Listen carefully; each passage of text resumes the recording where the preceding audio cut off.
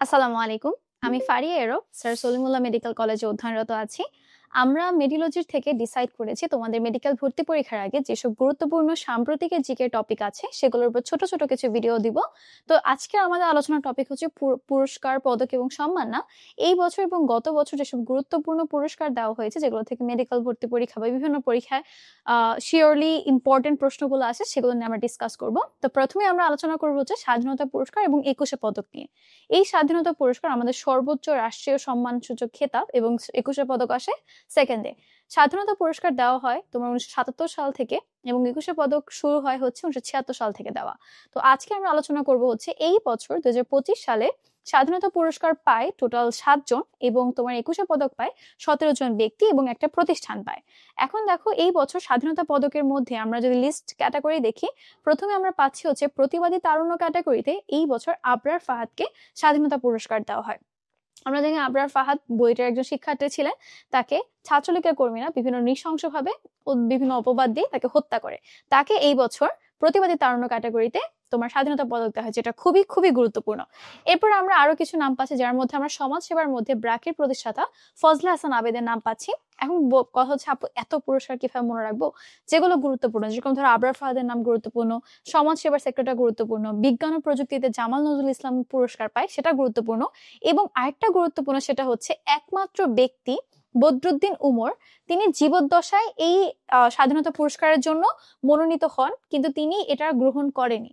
পরবর্তীতে তার এই স্বাধীনতা পুরস্কারের যে ছবিটা আছে সেটা এখন আমাদের মিউজিয়ামের মধ্যে একটা রেপ্লিকা হিসেবে সংরক্ষণ করে রাখা হয়েছে। ঠিক আছে, তো দেখো এখানে একটা প্রশ্ন আছে যে আবরার ফাহাদকে নিয়ে একটা মুভি বানানো হয়, যে মুভিটা হচ্ছে জিসান আহমেদ বানায়, তিনি জাহাঙ্গীরনগর ইউনিভার্সিটির শিক্ষার্থী এবং সেটা মুক্তি পায় তোমার ডিসেম্বরের 2024 সালের ডিসেম্বরের 3 তারিখ। এখন আসছে 21শে পদক। দেখো 21শে পদকের মধ্যে মোট তোমার 17 জন ব্যক্তি, একটি প্রতিষ্ঠান বা দল, মেইনলি আমাদের বাংলাদেশের জাতীয় নারী ফুটবল দল, তারা হচ্ছে এবার 21শে পদক পায়। ওকে, এখন দেখো এর মধ্যে তোমার কোনটা কোনটা জানতে হচ্ছে, সবগুলো একটু একবার চোখ বুলিয়ে যাওয়ার চেষ্টা করবা যাতে নামগুলো অ্যাটলিস্ট পরিচিত থাকে। এর মধ্যে সবচেয়ে গুরুত্বপূর্ণ হচ্ছে গবেষণার ক্ষেত্রে মইদুল হাসান, তিনি হচ্ছে মূলধারা 71-এর রচয়িতা। এছাড়া বিজ্ঞান ও প্রযুক্তিতে মেহেদী হাসান খান, আমরা জানি ডক্টর মেহেদী হাসান খান ময়মনসিংহ মেডিকেল কলেজের একজন স্টুডেন্ট ছিলেন, যিনি পরবর্তীতে আমাদের অভ্র, যে অভ্র দিয়ে আজকে আমরা বাংলা লিখি, কিবোর্ড, বাংলা কিবোর্ড, এটা প্রতিষ্ঠাতা বলো বা তৈরি করা বলো, এই মেহেদী হাসান খান করেন। তো তাকে হচ্ছে এইবার 21শে পদকে ভূষিত করা হয়। ঠিক আছে, এবং তার 3 সহযোগীকেও। এটা খুবই গুরুত্বপূর্ণ যেহেতু তুমি মেডিকেল ভর্তি পরীক্ষা দিতে চাচ্ছ। ঠিক আছে, ওকে এক মিনিট। ওকে, ঠিক আছে। এরপরে দেখো আমরা পাচ্ছি হচ্ছে এখানে সাংবাদিকতায় মাহমুদুর রহমান, আমার দেশের সম্পাদক, তাকে হচ্ছে সাংবাদিকতা মানবাধিকারে তাকে 21শে পদকে ভূষিত করা হয়। ঠিক আছে, এখানে আমরা সমাজ সেবাটা একটু দেখে নিব। মরণোত্তর মোহাম্মদ ইউসুফ চৌধুরীকে দেওয়া হয়, শিক্ষার ক্ষেত্রে এটা ব্ল্যাঙ্ক। আচ্ছা, এখন দেখো আন্তর্জাতিক মাতৃভাষা পদক, যেটা আমাদের অবশ্যই মাতৃভাষা দিবস যেদিন 21শে ফেব্রুয়ারি সেদিনই দেওয়া হবে। তো এটা আন্তর্জাতিক মাতৃভাষা ইনস্টিটিউট কর্তৃক দেওয়া হয়। এখানে জাস্ট তুমি নামগুলো দেখবো, অত বেশি গুরুত্বপূর্ণ না, বাট একবার নামগুলো দেখে যাবা। যেরকম আন্তর্জাতিক মাতৃভাষা জাতীয় পদক দেওয়া হয় হচ্ছে আমাদের ভাষা বিজ্ঞানী ও ভাষা গবেষক অধ্যাপক আবুল মনসুর আহমেদকে। এনার নাম তোমরা হয়তো ভাষা আন্দোলনের কোন একটা সেক্টরে শুনেছো, তোমরা নিচে কমেন্টের মধ্যে বলবা কোথায় শুনেছো। ওকে, এরপর দেখো আন্তর্জাতিক পদক দেওয়া হচ্ছে ব্রিটিশ কবি জোসেফ ডেভিড উইন্টারকে, তিনি বাংলাদেশ দূতাবাস প্যারিসে। ওকে, এখন এখানে আমরা পাচ্ছি বাংলা একাডেমি পুরস্কার 2024, কিন্তু এই পুরস্কারটা ঘোষণা করা হয় 2025 সালে 29 জানুয়ারি, সেহেতু এটা আমাদের জন্য একটু গুরুত্বপূর্ণ হয়ে গিয়েছে। এখানেও গবেষণাটা একটু ভালো করে, গবেষণা বিজ্ঞানটা ভালো করে পড়বে, বিজ্ঞানের রেজাউল রহমানকে, গবেষণা মোহাম্মদ শাহজাহান মিয়াকে, এবং বাকিগুলো একটু রিডিং দিয়ে চলে যাবে। ঠিক আছে, সেকেন্ড। ঠিক আছে, এখন দেখো এখানে আমরা বেগম রোকেয়া পদক, যেটা 2024 সালে দেওয়া হয়েছে, সেটাও অ্যাড করার চেষ্টা করেছি, কারণ এখানে দেশের প্রথম নারী আন্তর্জাতিক দাবা মাস্টার রানী হামিদ, তিনি হচ্ছে গত বছর তোমার বেগম রোকেয়া পুরস্কার পায়। এটা কিন্তু খুবই গুরুত্বপূর্ণ, কারণ রানী হামিদ বাংলাদেশের দেশের প্রথম আন্তর্জাতিক দাবা মাস্টার। ঠিক আছে, ওকে। এরপর আমরা পাচ্ছি হচ্ছে এখানে তুমি চাইলে শিরিন পারভিন হকের নাম দেখতে পারবা, তাসলিমা আক্তার শ্রম অধিকার কর্মী, এটা এত বেশি গুরুত্বপূর্ণ না। এখানে আমরা কিছু কিংবদন্তি লোকের নাম পাচ্ছি যারা এই বছর মৃত্যুবরণ করেছেন, যার মধ্যে প্রথমে আসে আমাদের হামিদুজ্জামান খান। এনার নাম আমরা অনেক শুনেছি, অনেক গুরুত্বপূর্ণ ভাস্কর্যের ভাস্কর তিনি, এছাড়া চিত্রশিল্পী, তিনি এই বছর 20শে জুলাই ইন্তেকাল করেন। এছাড়া আমরা পাচ্ছি হচ্ছে বদরুদ্দিন উমরের নাম, যাকে আমরা একটু আগে দেখলাম, তাকে মরণোত্তর স্বাধীনতা পদক দেওয়া হয়। ঠিক আছে, এরপরে দেখো 3 গোয়েন্দার স্রষ্টা রকিব হাসান, তিনিও 15 অক্টোবর 2025 সালে ইন্তেকাল করে। 3 গোয়েন্দা আমাদের সবার ছোটবেলার স্মৃতির সাথে জড়িত আছে। ঠিক আছে, এখন এরপর আমরা পাচ্ছি হচ্ছে দেখো তার কিছু বইয়ের নাম আমাদের এখানে দেওয়া আছে, তুমি চাইলে স্ক্রিনশট নিতে পারো। তার ব্যবহৃত ছদ্মনাম দেখো, রোমহর্ষক সিরিজে রচনা করেন হচ্ছে জাফর চৌধুরীর ছদ্মনামে, তারপরে গোয়েন্দা রাজু সিরিজ রচনা করেন আবু সাইদ ছদ্মনামে। তো যেহেতু তিনি এবছর মৃত্যুবরণ করেছেন সেহেতু তার বইগুলো একটু গুরুত্বপূর্ণ। এবার দেখো নজরুল পুরস্কার 2025, যেটা আমাদের বাংলা একাডেমি দিয়ে থাকে। ওকে, এটা মেইনলি হচ্ছে নজরুলের গীতিগুলো বলো বা তার সংস্কৃতিটাকে আরো এগিয়ে নেওয়ার জন্য, মানে এই জেনারেশন কারো উদ্বুদ্ধ করার জন্য এই পুরস্কারটা দেওয়া হয়। আচ্ছা, এখানে দেখো গবেষক ও অধ্যাপক আনোয়ারুল হক তিনি পায়। এটা অত বেশি গুরুত্বপূর্ণ না। এখন আমরা চলে আসি আন্তর্জাতিক পুরস্কার ও পদকের মধ্যে। আমরা সবাই জানি এই বছর নোবেল পুরস্কার নিয়ে খুবই হাইপ উঠেছিল। তো নোবেল পুরস্কার 2025-এ যারা যারা বিজয়ী, এটা নিয়ে অলরেডি আমাদের একটা আলাদা ভিডিও আছে, তুমি যদি চাও আমি সেখানে নিচে কমেন্টে দিয়ে দিব, তো সেখান থেকে জানতে পারো। এখানে আর ডিটেলস আলোচনা করবো না, এখানে তুমি জাস্ট 6 জনের নাম যারা যারা পেয়েছে। শান্তির মধ্যে আমার মারিয়া করিনা মাচাদো পেয়েছে, ঠিক আছে। তারপরে দেখো সাহিত্যটা অত বেশি গুরুত্বপূর্ণ না, চিকিৎসাটা খুবই গুরুত্বপূর্ণ। এটা নিয়ে তোমাদের অলরেডি অনেক ভিডিও আছে, আমি দিয়ে দিব। ওরা মেইনলি মানুষের ইমিউন সিস্টেমের উপর একটা, মানে মানুষের ফিজিওলজিক্যাল একটা ইমিউন সিস্টেমের উপর একটা জিনিস আবিষ্কার করেছে।